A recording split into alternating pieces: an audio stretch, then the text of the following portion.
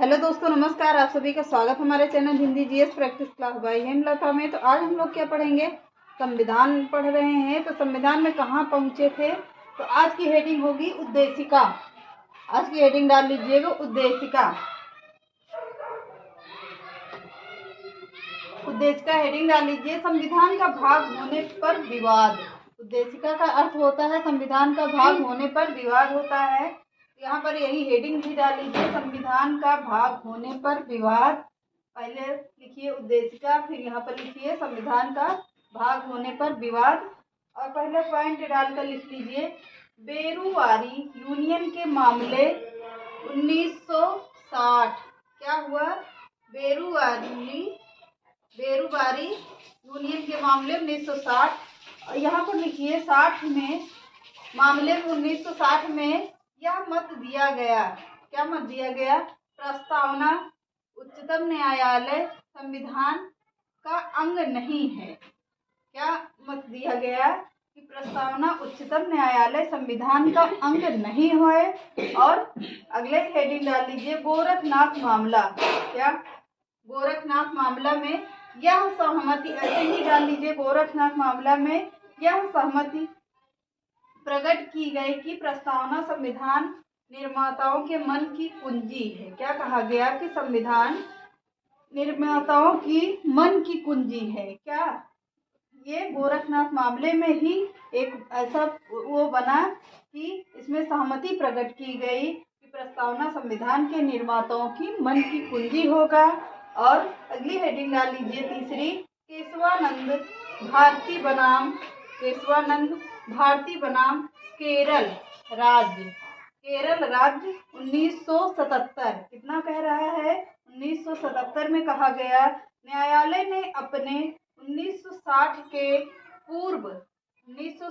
पूर्व को निरस्त करते हुए स्पष्ट किया कि प्रस्तावना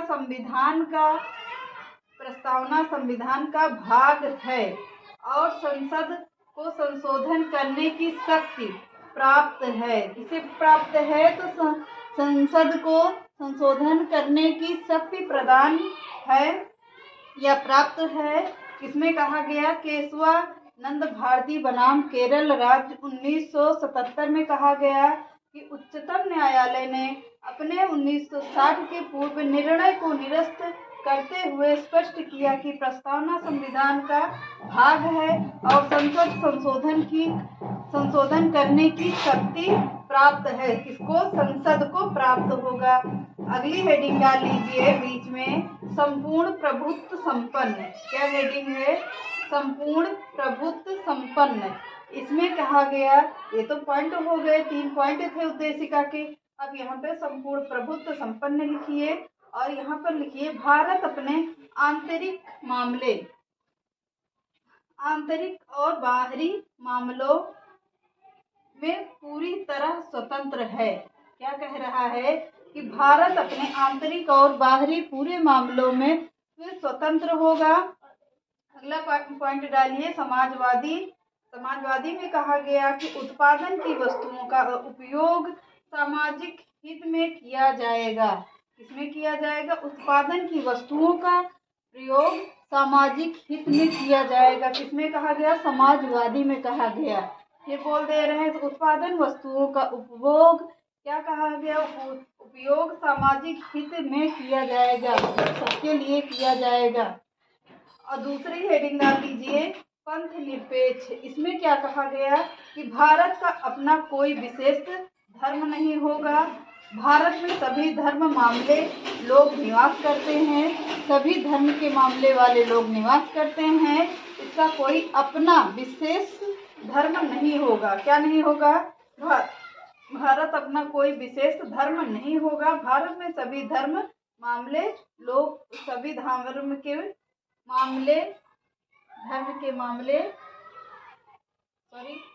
के लोग निवास करते हैं। धर्म के मामले के लोग निवास करते हैं। किसमें कहा गया? पंथ निरपेक्ष में कहा गया। अगली हेडिंग डाल लीजिए लोकतंत्र में कहा गया प्रधान का निर्वाचन जनता के द्वारा किया जाएगा। किसमें कहा गया? लोकतंत्र में कहा गया कि प्रधान का निर्वाचन जनता के द्वारा किया जाएगा और प्रधान जनता के प्रति उत्तरदायी रहेगा। इसमें कहा गया, लोकतंत्र में कहा गया। गणराज्य में क्या कहा गया कि राष्ट्र ध्वज का निर्वाचन एक निश्चित समय के लिए किया जाएगा। किसका? राष्ट्र ध्वज का निर्वाचन एक निश्चित समय के लिए किया जाएगा। भारत वंशानुगत शासन नहीं करेगा। क्या कह रहा है कि जैसे पहले परंपरा थी कि राजा का बेटा क्या होता था, राजकुमार होता था, बाद में उसको राजा बना दिया जाता था। जैसे इंग्लैंड में है, इंग्लैंड की महारानी, उनको पूर्वजों में चलता है, वंश के आधार पर चलता है कि वहाँ का राजा कौन होगा, राष्ट्रपति कौन होगा। तो उस आधार पर भारत में वंशानुगत कोई भी शासन नहीं कर पाएगा कि राष्ट्रपति हैं तो राष्ट्रपति के परिवार का ही कोई सदस्य वहाँ पर राष्ट्रपति बन सकता, अदर कोई नहीं बन सकता है। इसमें यही कहा गया कि वंश के आधार पर कोई भी शासन नहीं चलेगा, या कोई भी राजा या प्रधानमंत्री होगा या राष्ट्रपति होगा, मुख्यमंत्री होगा, वंश के आधार पर कोई भी सत्ता नहीं चलेगी। यहाँ पर क्या होगा कि जनता के द्वारा उसका निर्वाचन किया जाएगा। जो जनता निर्वाचित करेगी या निर्वाचन जिसका करेगी वही यहाँ पर राष्ट्रपति, प्रधानमंत्री, मुख्यमंत्री, राज्यपाल वही बनेगा जिसे जनता निश्चित करेगी या निर्वाचन करेगी। खुद के निर्वाचन उस पर नहीं होगा कि वंश के आधार पर यहाँ पर शासन चलाया जाएगा। तो किसमें कहा गया? गणराज्य में कहा गया राष्ट्र ध्वज का निर्वाचन एक निश्चित समय के लिए किया जाएगा। भारत वंशानुगत शासन नहीं करेगा। अब अगली हेडिंग डाल लीजिए, राष्ट्रीय पंचांग, राष्ट्रीय प्रतीक हेडिंग डाल लीजिए। इसमें लिखिए ध्वज। ध्वज क्या होगा? तिरंगा झंडा होगा। इसकी लंबाई कितनी होगी? चौड़ाई लंबाई कितनी होगी? 3:2 होगी। किसकी? झंडे की लंबाई और चौड़ाई 3:2 होगी। और इसे स्वीकार कब किया था? 22 जुलाई 1947 को इसे अपनाया गया था। कब? 22 जुलाई 1947 को इस झंडे को अपनाया गया था।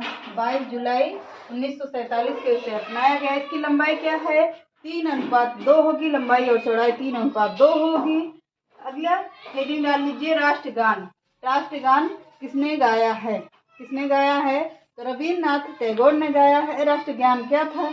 जन गण मन अधिनायक जय हे, यही था। जन गण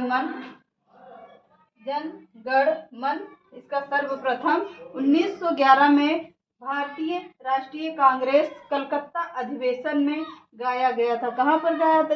सर्वप्रथम कलकत्ता अधिवेशन में गाया गया था। कब गाया गया था? तो 1911 में गाया था। भारतीय राष्ट्रीय कांग्रेस अधिवेशन में गाया गया था। कहाँ? कलकत्ता में गाया गया था। और आगे लिख लीजिए, इसे अपनाया कब गया था? तो इसे अपनाया गया था 24 जनवरी 1950 को। राष्ट्रीय ध्वज को अपनाया गया था, राष्ट्रीय तिरंगे को 47 में अपनाया गया। राष्ट्रगान को कब अपनाया गया? तो राष्ट्रगान में 24 जनवरी 1950 को इसे राष्ट्रीय गान को अपनाया गया था। राष्ट्रीय गीत लिख लीजिए। राष्ट्रीय गीत बंकिम चंद्र चटर्जी द्वारा लिखित या रचित है। किसने लिखा है राष्ट्रीय गीत को? तो बंकिम चंद्र चटर्जी ने लिखा है। कौन सा है इसमें? कि वंदे मातरम। यह कब भारतीय कांग्रेस कलकत्ता अधिवेशन में गाया गया था? 1896 में भारतीय राष्ट्रीय कांग्रेस अधिवेशन कलकत्ता में ये भी अपनाया गया था, लेकिन इसकी डेट सन अलग होगा। कब अपनाया गया था इसे? तो 1896 में अपनाया गया। इसे कब अपनाया गया? 1911 ईस्वी में अपनाया गया। 1911 ईस्वी में जनगण मन बंकिम चंद्र रविन्द्रनाथ टैगोर द्वारा रचित राष्ट्रीय गीत जनगण मन अपनाया गया। और मिस्टेक हो गया थोड़ा सा। तो क्या हुआ था? राष्ट्रगान को कब अपनाया गया? तो 1911 में अपनाया गया। किसने लिखा है? रविन्द्रनाथ टैगोर ने लिखा है। राष्ट्रीय गीत किसने लिखा है? बंकिम चंद्र चटर्जी ने लिखा है। इसे कब अपनाया गया? 1896 में इसे अपनाया गया। राष्ट्रीय गीत क्या था? कि वंदे मातरम था। और राष्ट्रीय गान क्या था? जन गण मन अधिनायक जय हे। ये क्या था? ये राष्ट्रीय गान था। तो आगे एक बार फिर से देख लीजिए आप लोग थोड़ा सा। तो बेरूवारी यूनियन के मामले कब हुए थे? 1960 में हुआ था। 1960 में हुआ था। और क्या गोरखनाथ मामला कब प्रकट किया गया था? ये इसमें कहा गया था, सहमति प्रकट की गई कि प्रस्तावना संविधान निर्माताओं के मन की कुंजी है। क्या है? संविधान निर्माताओं की मन की कुंजी होगा। केशवानंद भारतीय बनाम केरल राज्य 1977। इसमें कहा गया कि उच्चतम न्यायालय ने अपने 1960 के पूर्व निर्णय को निरस्त करते हुए स्पष्ट किया कि प्रस्तावना संविधान का भाग होगा और संसद को संशोधन करने की शक्ति प्राप्त है। किसे? तो प्रस्तावना को संशोधन करने की शक्ति प्राप्त होगी। अगली हेडिंग में देखिए, संपूर्ण प्रभुत्व संपन्न भारत अपने आंतरिक और बाहरी मामलों में पूरी तरह स्वतंत्र है। समाजवादी उत्पादन की वस्तुओं का उपयोग सामाजिक हित में किया जाएगा। किसके? सामाजिक हित में किया जाएगा कि ना कि अकेले कर सकता था। पंथनिरपेक्ष में कहा गया भारत का कोई विशेष धर्म नहीं होगा। भारत में सभी धर्म मामले लोग निवास करते हैं। सभी धर्म मामले के लोग निवास करते हैं। इसमें कोई जाति पात का भेदभाव नहीं किया जाएगा। लोकतंत्र प्रधान का निर्वाचन जनता द्वारा किया जाएगा और प्रधान जनता के प्रति उत्तरदायी रहेगा। गणराज्य में कहा गया, गणराज्य हेडिंग डालिए, और राष्ट्र ध्वज का निर्वाचन एक निश्चित समय के लिए किया जाएगा। भारत वंशानुगत शासन नहीं करेगा। इसमें ये कहा गया था। राष्ट्रीय प्रतीक ध्वज तिरंगा झंडा होगा। इसकी लंबाई कितनी होगी? 3 अनुपात लंबाई और चौड़ाई कितनी है? तो 3:2 है। और क्या है? तो इसमें राष्ट्रगीत क्या है? बंकिम चंद्र चटर्जी ने लिखा था। कब इसे लिखा था या कब अपनाया गया था? तो 1896 में बंकिम चंद्र चटर्जी द्वारा रचित वंदे मातरम अपनाया गया। या कलकत्ता अधिवेशन में ये भी गाया गया था। तो चलिए अब राष्ट्रीय पंचांग हेडिंग डाल लीजिए आप लोग। तो क्या कह रहा है कि राष्ट्रीय पंचांग हेडिंग डाल लीजिए। इसमें लिख लीजिए शक संवत। क्या कह रहा है? शक संवत पर आधारित इसका पहला महीना कब होगा? चैत्र का होगा। पहला महीना क्या होगा? चैत्र होगा। और अंतिम महीना क्या होगा? फाल्गुन होगा। अंतिम महीना क्या कह रहा है पंचांग में कि अंतिम महीना होगा फाल्गुन का। और चैत्र का पहला दिन कब शुरू होगा? तो 22 मार्च को होगा, उसको पड़ता है। लेकिन क्या कह रहा है? लेकिन लिपि वर्ष क्या पड़ेगा? लिपि वर्ष के अनुसार क्या पड़ेगा? 21 मार्च को पड़ता है। और इसे 22 मार्च 1947 में को क्या हुआ था? अपनाया गया था। किसे? राष्ट्रीय पंचांग को कब अपनाया गया? तो 22 मार्च 1947 को इसे अपनाया गया। विरासत में क्या हो गया कि राष्ट्रीय पुष्प किसे किसे रखा जाएगा? तो पुष्प को कौन सा होगा? पुष्प कमल होगा। पक्षी क्या रखा जाएगा? मोर रखा जाएगा। पशु क्या होगा? हाथी होगा। और 15 अगस्त क्या है? तो 15 अगस्त पर्व के आधार पर 15 अगस्त मनाया जाएगा और 26 जनवरी मनाई जाएगी। एक बार फिर से समझ लीजिए। सन संवत पर आधारित इसका पहला महीना कब होगा? राष्ट्रीय पंचांग का चैत्र का। और अंतिम महीना कब का होगा? फाल्गुन का होगा। और कह रहा है कि 22 मार्च चैत्र का पहला दिन कब पड़ेगा? 22 मार्च को पड़ेगा। लेकिन लिप और वर्ष के अनुसार 21 मार्च को पड़ता है। इसे कब अपनाया गया था? 22 मार्च 1947 को इसे अपनाया गया था। और राष्ट्रीय विरासत में किसे किसे रखा गया? तो राष्ट्रीय विरासत में क्या होगा? कमल हमारा राष्ट्रीय पुष्प माना जाएगा। और पक्षी क्या माना जाएगा? मोर माना जाएगा। और राष्ट्रीय पशु क्या होगा? तो हाथी होगा। अब जो शेर रखा गया है, अब क्या कह रहा है कि राष्ट्रीय पशु हाथी होगा। और पर्व क्या मनाया जाएगा? 15 अगस्त मनाया जाएगा और 26 जनवरी मनाया जाएगा।